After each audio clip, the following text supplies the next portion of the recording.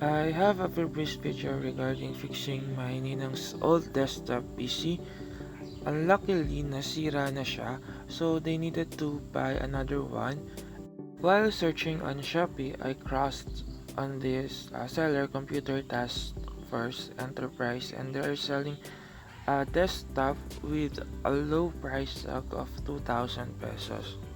I just waiting for a go signal before purchasing it, and I will show it to you, but habang wala pa sa akin yung item, let's check the specs if talagang sulit. This is the item, the Dell Oplex Slim CPU with 2GB RAM, DDR2, 160 HHD SATA. With 4.6 stars, 119 ratings, and 186 sold. But enough na yun para makita natin sa comment sections if ano yung mga feedback ng mga customers na nakabili ng unit. This has Intel Celeron Core 2 Duo na processor, which is too slow para sa mga apps this 2020. It also have 2GB DDR2, which is not enough even opening a Chrome tab, and it has 160GB, which is fine na if you are just using it for online schooling.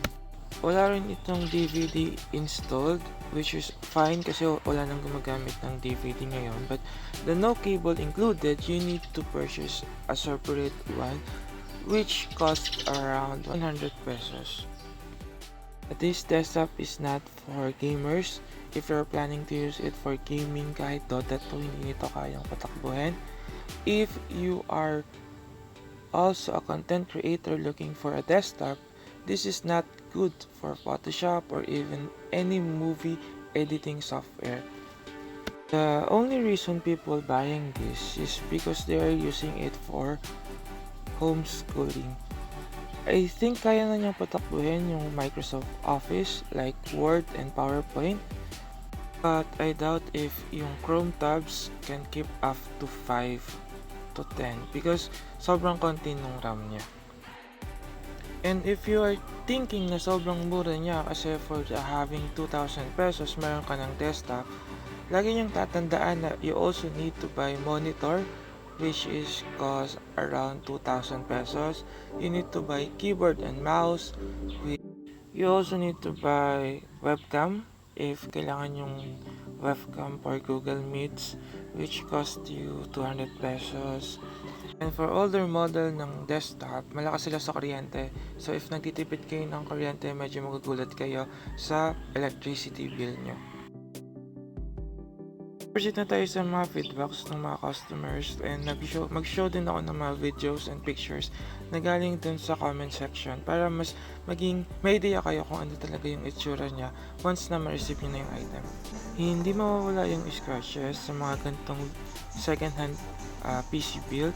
Ganun na din na medyo madumi na siya, so kailangan nyo siya talagang linisin.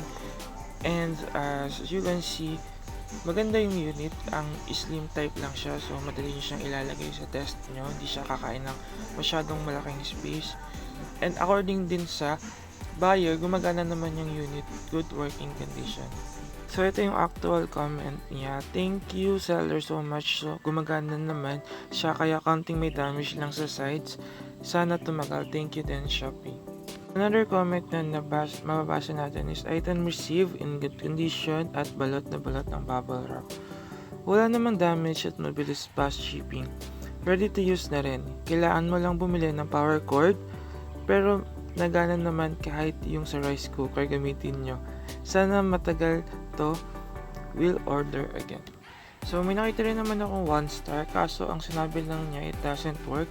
Sana naman nagbigay siya ng konting descriptions pa para malaman natin kung ano ba talaga yung hindi gumagana sa item na na-receive niya.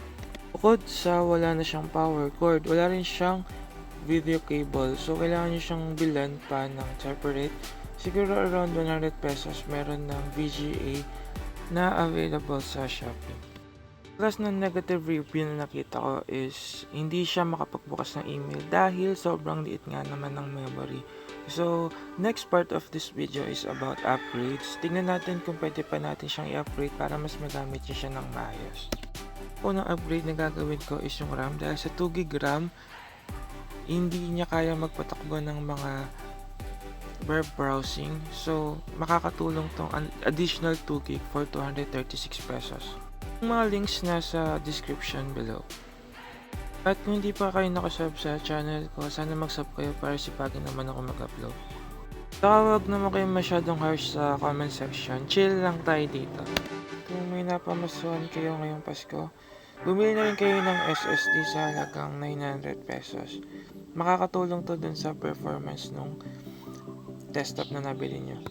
Plus, may extra storage pa kayo. Huwag na rin makalimutan na kailangan nyo bumili ng Wi-Fi dongle sa halagang 100 pesos kasi hindi makakakonect yung desktop nyo sa Wi-Fi. Overall, para magkaroon kayo ng desktop, kailangan nyo ng siguro mga 5,000 pesos. Kasama na yung upgrades doon. And depende kung meron na kayong mga ibang peripherals para hindi na kayo bumili.